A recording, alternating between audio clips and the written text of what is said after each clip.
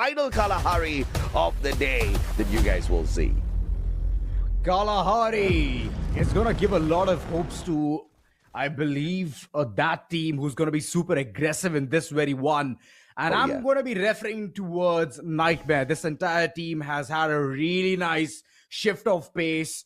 And with that through, you can look at the way the entire team is aggressing forward. Meta Ninza, 3 men just going dot towards the clock watch. And Vincent, he's going all the way towards the flank, trying to scope in and scope out and get the information onto what's happening right here. What a deep flank by Nightmare, but they've left Hitman all alone.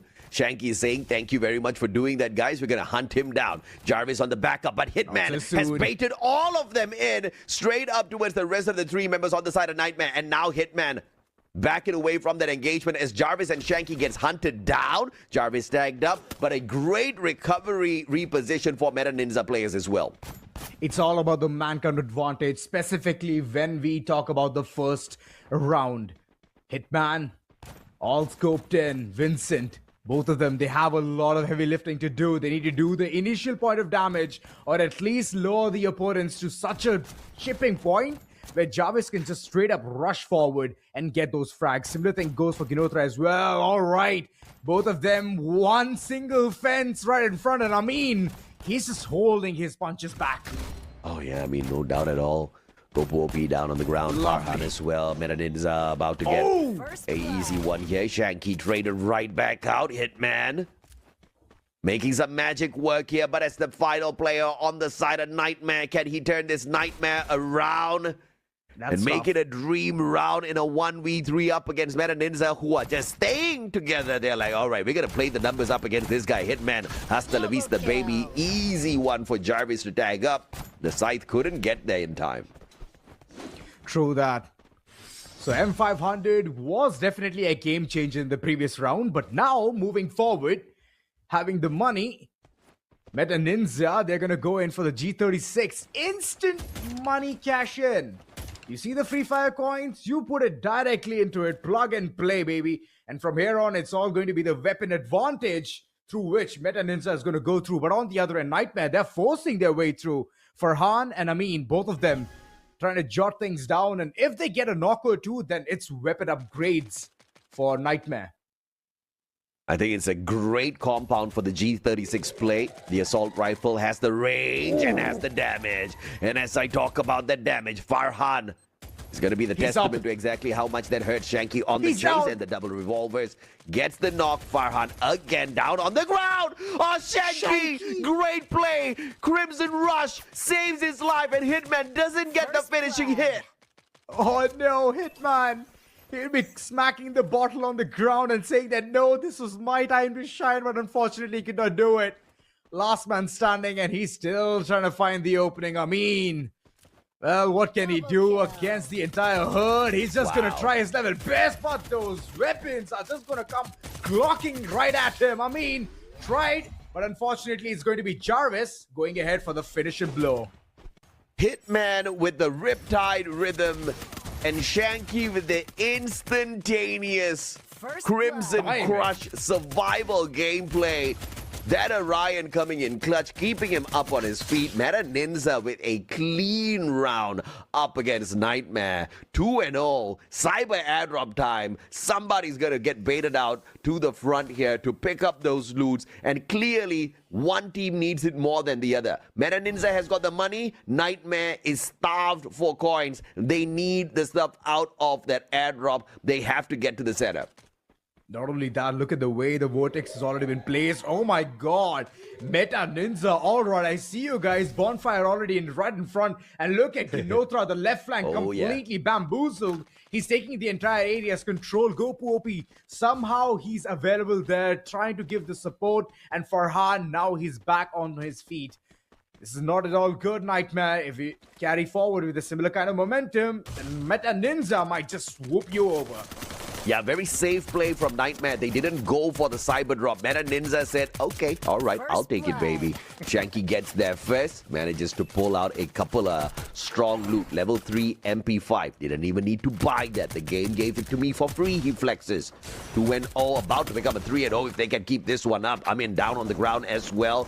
Vincent looking for survival. Go boom! Couldn't get that shot as Vincent turned around 180. Double kill. And that's about it. Hitman again, the final survivor on the side of Nightmare. Oh my god. Why? It's deja vu for him. He's all of a sudden stuck in the Matrix.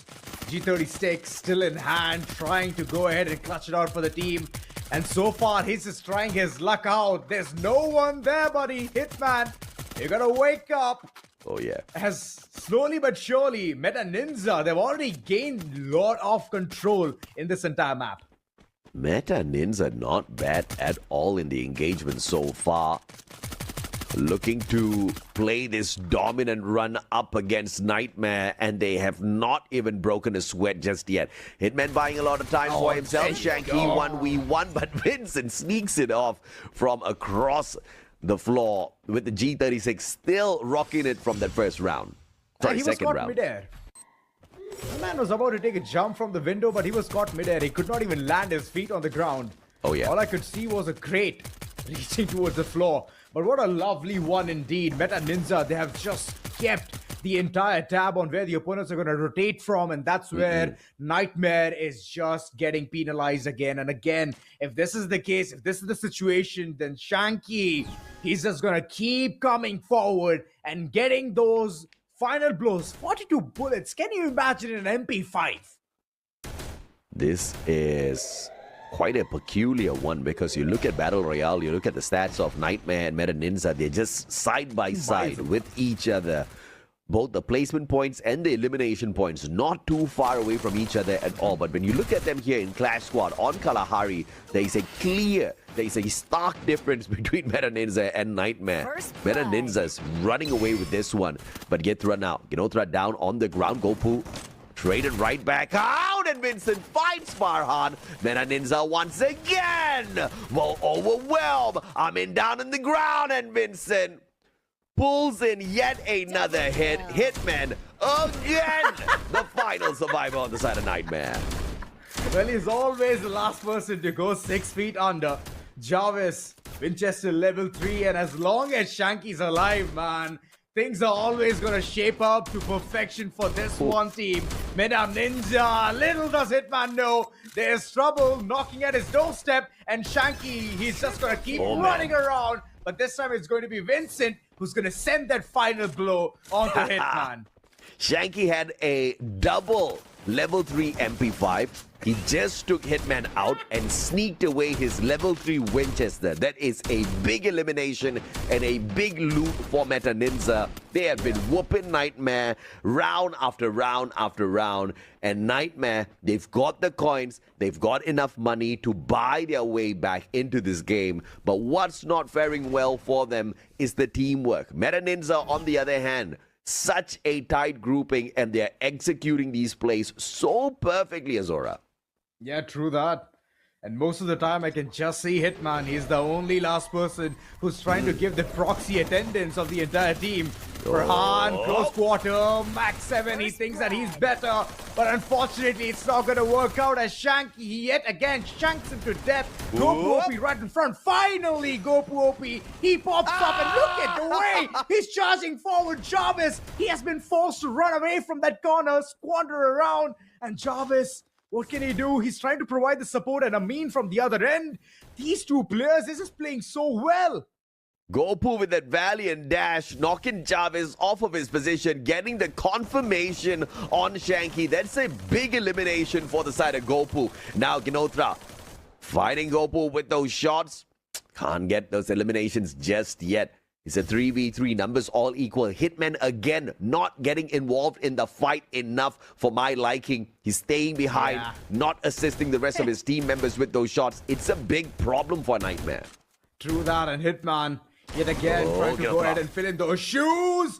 Good trades. My oh my, Jarvis quick on that. Wow. Lift up as well. And there you go, Gopu OP. He just lost his life for nothing.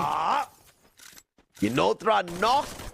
The recovery was there on the pickup off of Jarvis, and Ginothra gets the counter knock instead. This is how you play teamwork. Meta Ninza running circles around Nightmare. And I say Hitman has been the final survivor multiple rounds. That's not a good thing. Usually the sniper is the last one to get involved in a lot of these scuffles.